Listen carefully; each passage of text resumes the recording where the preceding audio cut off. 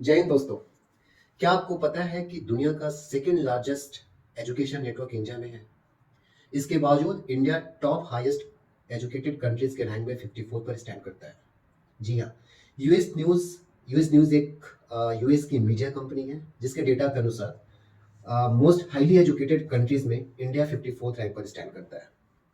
और जैसा कि हम सभी जानते हैं कि आज के डेट में इंडिया वर्ल्ड का हाईएस्ट डेमोक्रेटिक कंट्रीज हो चुका है। और आज के डेट में इंडिया का पॉपुलेशन अराउंड 142 सीआर है। और आज के डेट में इंडिया की लिटरेसी अराउंड 75% है। इसका मतलब ये हुआ कि अभी भी 25% लोग ऐसे हैं जो अनएजुकेटेड हैं, जिनके पास या तो एजुकेशन पहुंचाई नहीं गई है या फिर कोई और कारण से वो कभी स्कूल कॉलेज गए ही नहीं। तो टोटल पॉपुलेशन का 6 से 7% लोग ऐसे हैं जिन्होंने ग्रेजुएशन या ग्रेजुएशन से आगे की पढ़ाई की हुई है।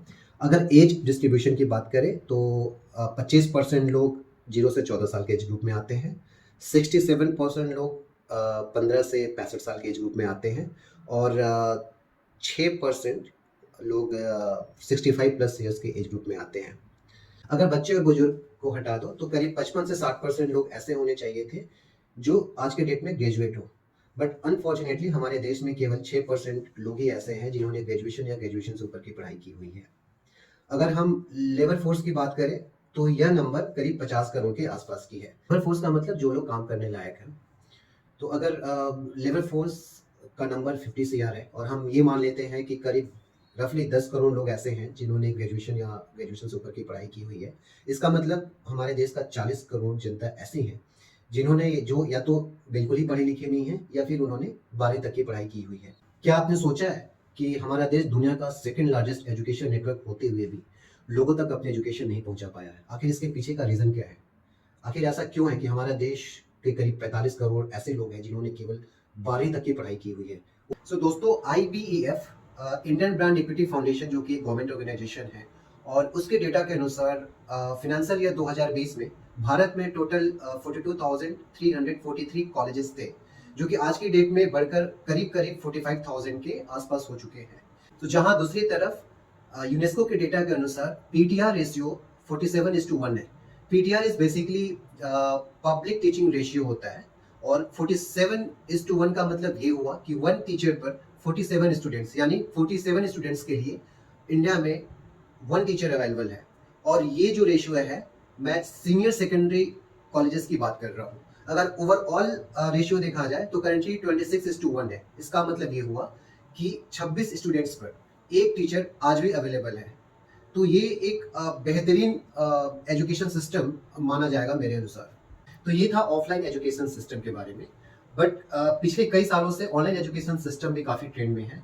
अगर ऑनलाइन एजुकेशन सिस्टम के मार्केट की बात करें तो फिनेंशियल ईयर 2020 तक इसका वर्थ करीब $2.5 बिलियन था, जो कि एक्सपेक्टेशन ये है कि आने वाले 10 सालों में, यानी करीब 2020, 2030, 31 तक इसका वर्थ करीब $30 बिलियन हो जाएगा। अगर वहीं ऑफलाइन मार्केट की बात करें तो 2020 यानी फिनेंशियल ईयर 2020 तक इसका वर्थ करीब $117 बिलियन था, जो कि आने वाले अगले 3 से 4 सालों में यानी 2025 तक इसका वर्थ करीब $225 बिलियन, यानी करीब 100% इंक्रीमेंट देखने को मिल सकता है।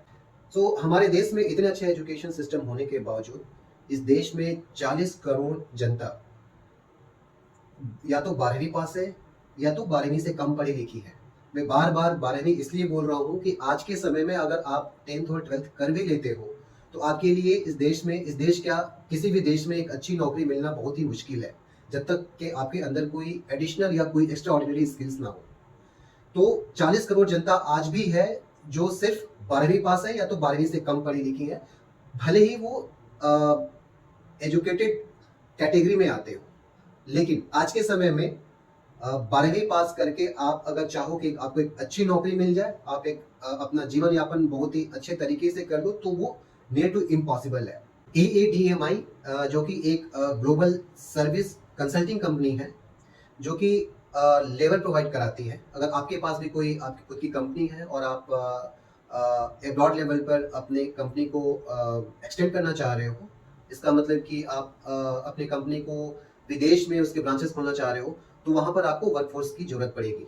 तो ऐसी कुछ कंपनियां स्टैब्लिश्ड है जो कि अलग अलग देशों से आपको लेबर प्रोवाइड कराती हैं।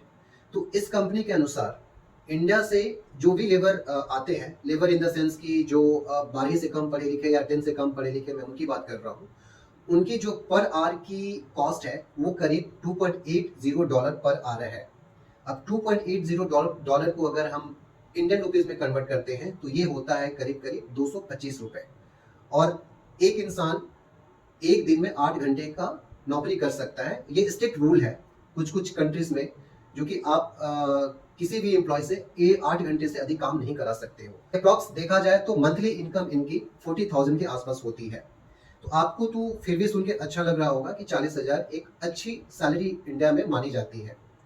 लेकिन आप ये सोचो कि आप उस देश में 40,000 रुपए कमा रहे हो, जिस देश में अगर आप एक रूम भी किराए पर लेते हो तो आपको करीब 90,000 से 1 लाख रुपए एज अ रेंट पे करना होगा। और अगर आप एक टाइम का खाना भोजन करते हो तो आपको करीब 500 से 1,000 रुपए देना होगा। तो आप सोच सकते हो कि एक 40,000 रुपए कमाने वाला इंसान, 40,000 रुपए कमाने वाला एम्प्लॉय अपने आप को कैसे सर्वाइव करता होगा ऐसे देश में। और हमारे देश का दुर्भाग्य है कि हमारे देश में इतने अच्छे एजुकेशन सिस्टम होने के बावजूद लोग इतने कम पैसों में जाकर के बाहर विदेशों में काम करते हैं और बड़ी मुश्किल से अपना जीवन यापन कर पाते हैं। और दोस्तों, जहाँ तक मुझे लगता है कि हायर अनएजुकेटेड पॉपुलेशन के चलते ही, हालांकि हमारे देश का पर कैपिटा इनकम अच्छा है, फिर भी वाइज वोटर डेटा के अनुसार वर्ल्ड रिचेस्ट कंट्रीज में इंडिया 132 नंबर पर आता है। तो दोस्तों, आखिर क्या रीज़न है कि हमारे देश में इतने अच्छे एजुकेशन सिस्टम होने के बावजूद हमारे देश की मैक्सिमम पॉपुलेशन काफ़ी कम पढ़ी लिखी है। और मैं अपना पॉइंट ऑफ व्यू रखना चाहूँगा यहाँ पर। जो मुझे लगता है कि हमारे देश का जो एजुकेशन मॉडल है उस पर थोड़ा काम करना चाहिए, कि हमारे देश का जो यूथ, यंग पीपल है, उनका डिसीजन मेकिंग सेंस वो अच्छा नहीं है। वो उस पर थोड़ा सा काम करना चाहिए। तीसरा रीज़न मुझे ये लगता है कि हमारे देश के जो ओल्डर पॉपुलेशन है, लाइक माँ बाप जो है, वो अपने बच्चों पर उतना फोकस नहीं करना चाहते हैं एजुकेशन को लेकर के। आज भी अगर हम अर्बन की बात ना करें, रूरल एरिया की बात करें, तो आज भी मैं ऐसे कई लोगों को, ऐसे कई बच्चों को जानता हूँ जो खुद वो पढ़ना चाहते हैं, बट उनके माँ बाप उनको पढ़ाना इसलिए नहीं चाहते हैं क्योंकि घर में उनकी इनकम कम है। हालांकि उनके पास प्रॉपर्टी बहुत अच्छी खासी है, बट वो अपना प्रॉपर्टी पढ़ाने के लिए एटलीस्ट वो नहीं बेचना चाहते हैं। जो खुद की डिसीजन मेकिंग पावर है उसको थोड़ा इम्प्लीमेंट कराना होगा। तो दोस्तों, मुझे ये वीडियो बनाने का सिर्फ एक ही ऑब्जेक्टिव था कि मैं आपकी हेल्प जितना हो सके उतना कर सकूं। अगर आप अपने करियर को लेकर के कंफ्यूज्ड हो, या फिर आप अपने एजुकेशन को लेकर के कंफ्यूज्ड हो, आपको नहीं समझ में आ रहा है कि आपकी पढ़ाई किस स्ट्रीम में कंटिन्यू करनी है, या फिर आप इस फील्ड में अपना करियर बनाना चाह रहे हो, तो मैं आपको कंसल्ट कर सकता हूँ। आप मुझे डायरेक्टली कांटेक्ट कर सकते हो। मैं अपना ईमेल आईडी डिस्क्रिप्शन बॉक्स में शेयर कर दूंगा। आप वहाँ से चेकआउट करके आप मुझे डायरेक्टली ईमेल करें। Thank you so much.